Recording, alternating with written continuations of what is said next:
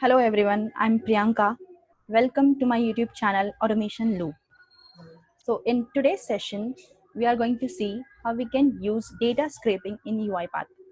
So basically this session is for beginner and who want to learn how we can extract the data with the help of data scraping. So in this session, I'm going to show you what is data scraping, when to use data scraping, and how we can extract a data from a web page or a website with the help of data scraping in UiPath. So let's get started without any delay. Data scraping enable you to extract the structured data from your browser, application, or a document and store it into database, CSV file, or Excel sheet. So basically, data scraping is used to extract the structured data. So when to use data scraping? When we want to extract data from the pattern or we want to extract the tabular data, then we have to use the data scraping. So there is no any as such categorization for data scraping, but for better understanding, we can categorize the data scraping into two parts based on the data we want to extract. One is pattern based and other one is table based. So let's see the quick demo of how we can extract the structured data based on its pattern. So to extract the data based on its pattern, I'm going to use this use case wherein I'm going to extract the news, the top news, and I'm going to extract this headline. I'm going to extract the source who has published this news, and also I'm going to extract the day on which it is published. So to extract these details, what I'm going to do, I'm going to simply create a workflow in UiPath Studio. So as you can see here, I have created the process data scraping and I have dragged the sequence over here. Now to extract the detail, I'm going to use data scraping from the design panel. So the extract wizard will open and it will allow me to select the value. So let's click on next. So when you click on next, it will allow you to highlight the data you want to extract. So suppose I want to extract this headline. So I'm going to click on this.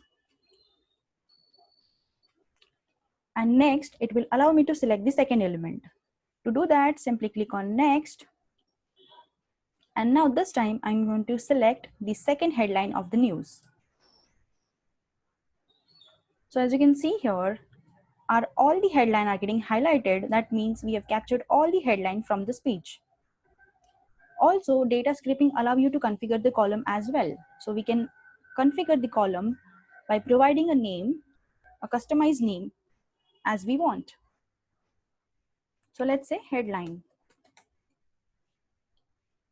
Also, it will allow us to extract the URL for the particular element that we have highlighted. So if we select extract URL and name it as a link and click on next, you can see the preview of data, which is headline and the link. So you can see that all the headline from this page getting extracted along with its link. To extract the source of this headline, we just need to click on extract correlated data and we need to highlight the source of the headline. It will again allow me to select the second element to generate a pattern. So click on next and highlight the second source of the news. So let's click on it. So you can see that all the sources of the headline are getting extracted or getting highlighted here. Again, we can customize a column by providing a name, let's say source. Now this time we don't want URL to be extracted. So let's click on next. And you can see that the source is already extracted from this page. So now this time I want to extract the day on which it is published. To do that, again, I'm clicking on extract correlated data, highlighting the first element and moving ahead to select the second element by clicking on next button. Select the second element and you can see all the date on which it is published, it is getting highlighted. So we can name the column as published on. Let's click next. So you can see that the date on which it is published are extracted from this page. Now we have extracted all the data that we wanted. Data scraping allows us to select the maximum number of results which we want to extract. So by default, you will find the 100 number over here. If we put 0, that means it will extract all the entries from the web page or document. But this time I want to extract 30 entries. But you can see that 30 entries are not present on this page, right? So to extract the remaining entries, what I'm going to do, I'm going to click on finish. Now data scraping will ask me, is the data spanning multiple pages? So we can see that there are multiple pages for the data that we want to extract, right? So this time what we'll do, we'll click on yes. So it will allow me to scrape the next button or the next page so that we can extract the remaining entries from the page. So I will highlight the next button and our data scraping wizard is ready. So data scraping always generates the attached browser or attached window container. Whatever we have extracted, it is getting stored inside the data table. So data table is a type of a variable that can store the data as a spreadsheet with row and column, and that is similar to Excel worksheet. So you can see that our data is already stored in the data table, which is extract data table. Now, what we'll do, we will simply write this data table back to the Excel sheet so that we can see the data that we have extracted, right?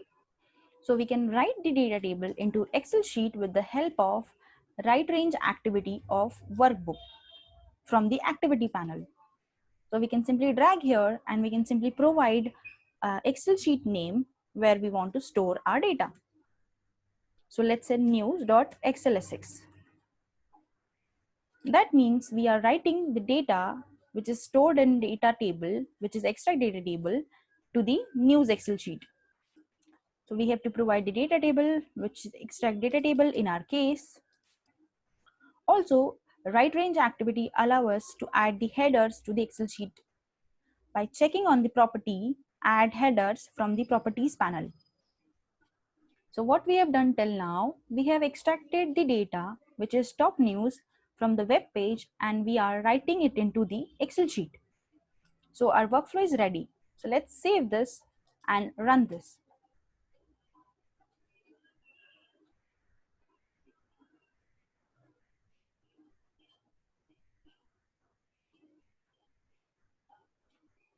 So you can see that it has navigated to the page 3. That means it has extracted the data from the page 1 and then it is went to the next page to extract the remaining entries. So our workflow has executed successfully. You can see that. So let's go to the project folder and let's check news Excel file. So you can see that the news Excel file has been generated by our workflow. And you can see the top 30 news are getting replicated in this Excel sheet along with its header. So this is how we can extract the data with the help of data scraping based on its pattern. So now let's check how we can extract the tabular data from the web page with the help of data scraping. To extract the tabular data from the web page with the help of data scraping, so I'm going to use this use case in which we have a Yahoo Finance page. I'm going to extract the most active stocks available in Yahoo Finance page. So you can see that this data is in form of a table. So let's see how we can extract the data which is available here.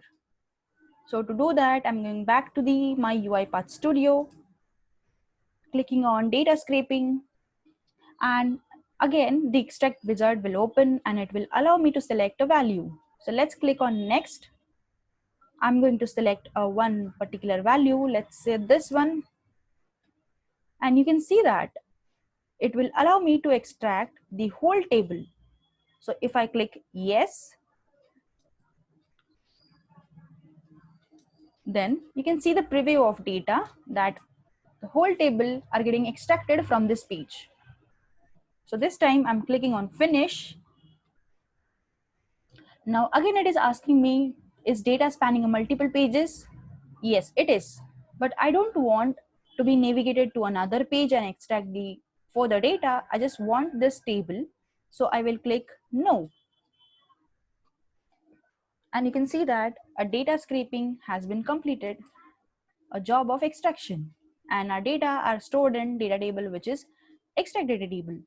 Again, what we'll do, we will use write range activity from the activity panel of a workbook, and we will provide the Excel sheet name, which is Yahoo Finance .xlsx. Then we need to mention the data table, which is extract data table in our case, and need to check add headers property. That's all. Let's save it and run this workflow.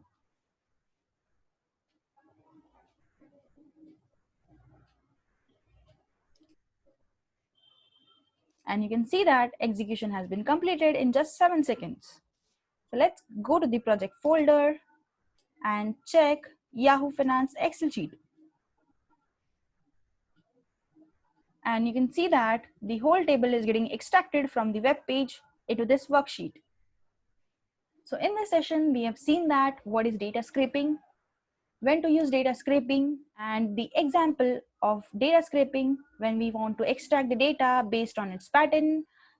Also, we have seen how we can extract the table with the help of data scraping. That's all for today. I hope you liked the video and stay tuned with me for more such videos. Till then, happy learning.